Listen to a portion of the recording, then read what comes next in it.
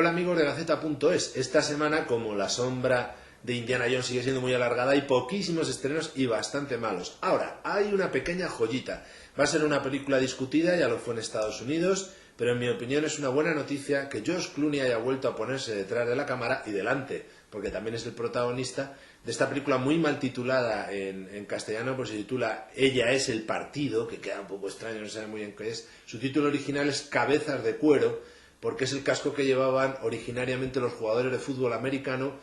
cuando empezó a ser profesional el fútbol americano, que es en el año justo 1925, que es donde se ambienta la acción de esta película.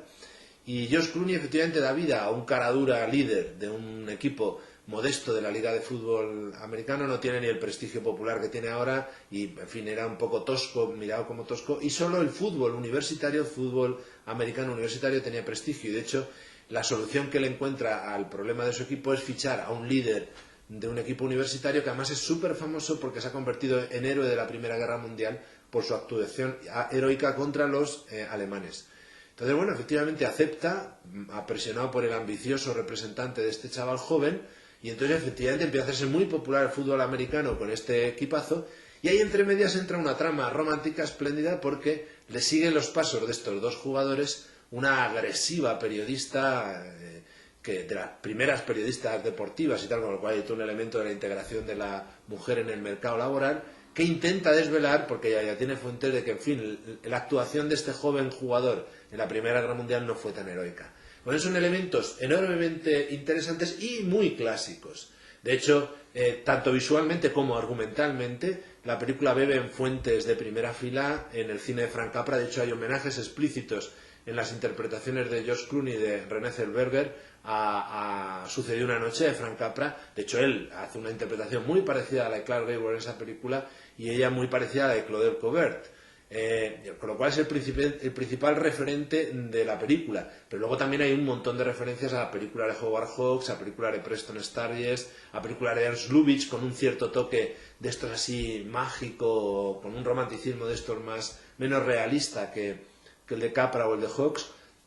En fin, es una buena noticia para la comedia porque la comedia americana estaba sufriendo bastante, sobre todo a base de bobadas y zafiedades, y aquí es súper clásica, una película blanca totalmente y muy inteligente, divertida, con réplicas contra réplicas a la antigua usanza, sobre todo en el duelo que mantienen, muy divertido,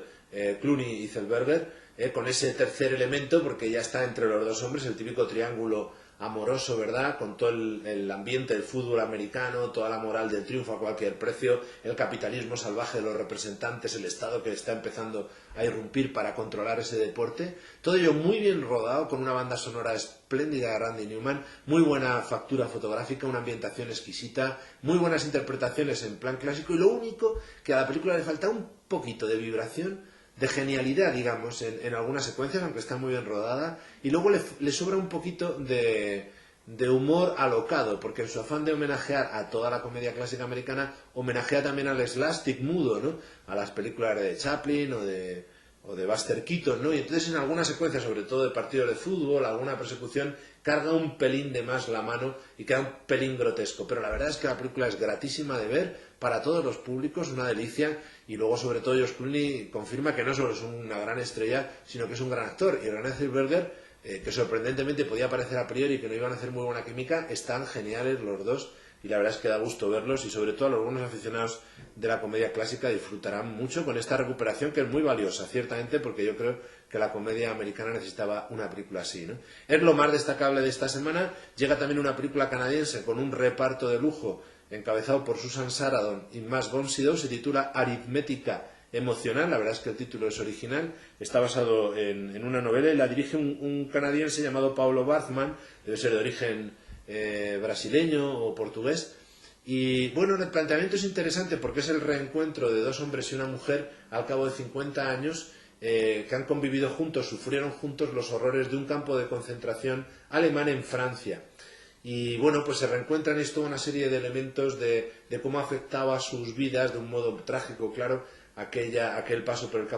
el campo de concentración y todos los problemas afectivos que se encuentran ahora en sus relaciones. Claro, que esté Susan Sarandon, que esté Max von Sydow, David Byrne, por ejemplo, Christopher Plummer, o sea, es un reparto de lujo, pues ya es da gusto verlos porque son muy buenos actores, pero la verdad es que tienen que bregar con un guión bastante plúmbeo, muy pesado, muy confuso, porque a veces en su afán de mezclar un poco realidad, sueños, imaginación, recuerdos, a veces deformados de los protagonistas, resulta un poco caótico y luego también moralmente confuso, no saben muy bien dónde quiere ir, con lo cual los conflictos de los personajes se diluyen, ¿no? Es una pena porque el punto de partida era muy interesante y no acabó mucho. Se presentó la película en el Festival de San Sebastián en la sección a concurso y no se llevó ningún premio, ¿no? Con lo cual, vamos, se llevó un premio más conocido, el premio de la solidaridad por su personaje. Se preocuparon de especificarlo porque es un personaje muy interesante y desde luego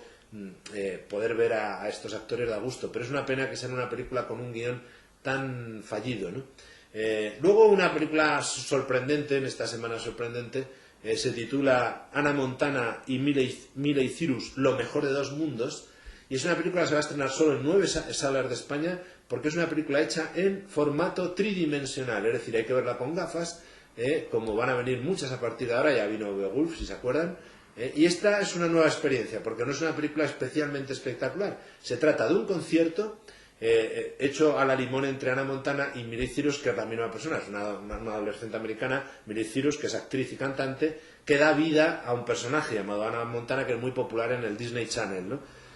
Bueno, sobre todo muy popular en el ámbito anglosajona, que aquí también en España tiene éxito. Entonces, lo mejor de dos mundos es porque ella actúa como ella misma y de vez en cuando interpretando al personaje de Hannah Montana, ¿no? Tiene también a los Jonas Brothers de invitados de lujo. En fin, es un concierto entero, fragmentado a veces con entrevistas a ella misma, a sus padres, a sus managers, a Kenny Ortega, que es el gran responsable de la gira por 69 ciudades donde fue este concierto, y que recordemos que Kenny Ortega es muy importante porque es el que ha hecho, es el gran, la inteligencia gris de High School Musical, el exitazo que ha tenido Disney en los últimos años, y este es un poco el tono también del concierto, un tono amable, familiar, simpático, agradable, positivo, con letras, digo, con canciones que van muy en la línea folk, country, un poquito de rock suave, ¿no? de High School Musical también. Y el único defecto es que, vamos, lo atractivo es que uno se mete mucho en el concierto, porque al ser tridimensional, aparte de los efectos que de vez en cuando tiene, pues, por ejemplo, cuando tira una púa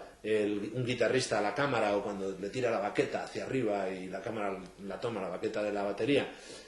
bueno, pues aparte de esos efectos un poquito espectaculares, lo principal es cómo el cine tridimensional puede ayudar a un espectador a meterse lleno en un concierto como si estuviese en primera fila viviéndolo, ¿no? Tiene gracia, las coreografías de Kenny Ortega son buenas, el tono es amable, simpático, y al que le guste ese tipo de música es un espectáculo agradable. Se hace un poco cansado, porque cada hora y media con las grafitas estas tridimensionales acaban cansando un poco, y en fin, no da más de sí, pero bueno, da lo que promete. Yo creo que es interesante, ¿no? Luego, otra película fallida, Encarnación, de una argentina llamada Anaí Bernari. Es la historia, la crisis de madurez de una antigua vedette bonaerense que regresa a su pueblo natal y se reencuentra con sus raíces. El tema es original, está bien interpretada, pero la película no va a ningún sitio. No se sabe muy bien qué perspectiva tiene, ni si ella hace examen de conciencia o no hace. Es un cabro de película, muy exhibicionista además, porque el personaje de ella es muy agresivo desde el punto de vista sexual y tal. Y yo creo que es una película muy fallida. De hecho, también se presentó en San Sebastián y fue considerada por la mayoría de los críticos, menos Laffy Presti, que curiosamente le dio el premio a la mejor película, como una de las películas peores de la sección oficial. Se ha estrenado ahora también, como se ha estrenado ahora otra película que ya desde su título dice todo lo que es, ¿no? Ellos robaron la picha de Hitler. Es un subproducto de Serie Z español, dirigido por Pedro Tomburi. En fin, es un cóctel de nazis, skinheads, amazonas, en fin, una investigación en Turquía donde encuentran los restos de Hitler, y un tipo neonazi quiere clonarlo y tal, hacer un ejército clonado de Hitler. Un esperpento total, absolutamente demencial, muy mal rodado, peor interpretado, y en fin, se puede imaginar el tono zafio que ya desde el título impone la película, ¿no? O sea que, en fin, ya se ve que es una semana de desechos, ¿verdad? Menos esta película de George Clooney, que el título no es muy bueno, ciertamente, pero esperemos que al buen espectador le llegue, por lo menos, ¿no? Así que nada, la semana que viene desde luego sí que vendrán más películas, por ejemplo la de Shyamalan, El Incidente, y mucho más variadas. Hasta la semana que viene.